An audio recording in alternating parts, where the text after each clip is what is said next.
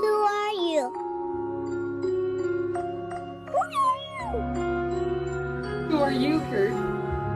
I'm Kurt Cobain. I don't know how anybody deals with having your whole family reject you.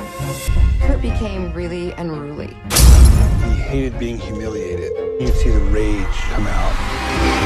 You'd always have to use some kind of art. You go out for a few hours and you come back and there's a painting on the wall or he wrote a song. His goal was to write as well as he could, play as well as he could. That's all in the music, man. It was awe-inspiring, but it was like, oh, I guess I'm not all that special. And I said, you better buckle up, because you are not ready for this.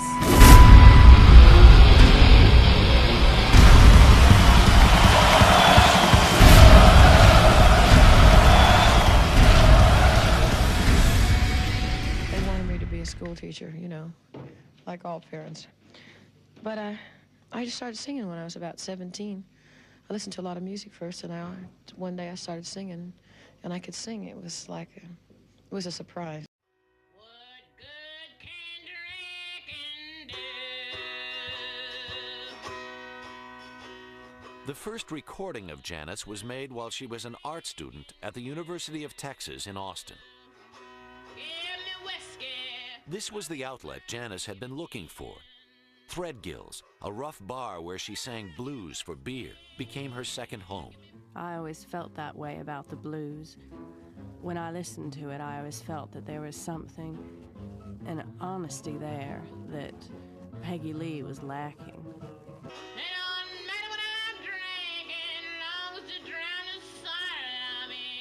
Back on campus, she continued to shock. She was reportedly the first woman to go braless. There was hostility, too. The fraternity boys voted her the ugliest man on campus. Oh, they thought I was completely insane. They didn't like me, no. Janis was not one to back down.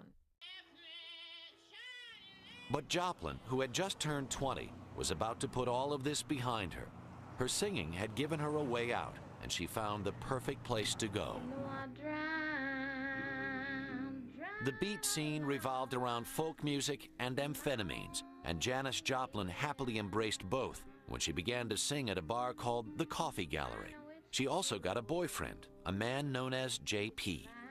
She was getting some recognition as a singer, but she also became addicted to speed, and it damn near killed her. She was thin as a rail. She had horrible tracks up and down her arms. She looked like she was near death.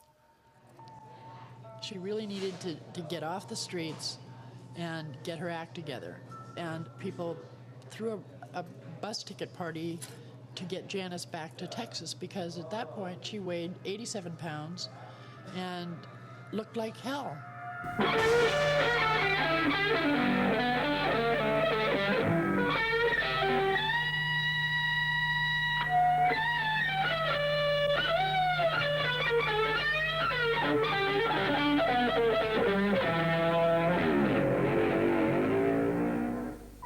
Well, I think that is probably the curse of genius. That you are alone.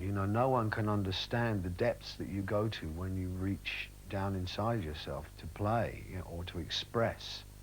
You can't take anyone with you to those places, and sometimes you find things that are very scary, and I think you have to survive that on your own, and that is a very lonely experience, and it's not something you choose, it's not something that you necessarily would go after, it's something you inherit with your gift, and he had it in Aces, It did make him very lonely, and I don't think, even with other musicians of his caliber, and there weren't many, and perhaps there weren't any,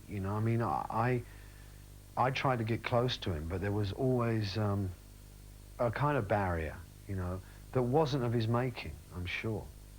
It's just that's the way it is when you're that great. Singing has always been important to me, but I never thought, I'll end up singing, I'll be a singer. I just thought I'm lucky that it's something I can always do if I want to. I'm so lucky like that. I felt like I had nothing new that was coming out at the time that really represented me or the way I felt. So I just started writing. I wouldn't write anything unless it was directly personal to me, just because I wouldn't be able to tell the story right. I'm not a girl trying to be a star or trying to be anything other than a musician. How big do you think you're going to be? I don't think I'm going to be at all famous. I don't think I could handle it. I would probably go mad, you know what I mean? I would go mad. Is it hard to know who you can trust? Yeah.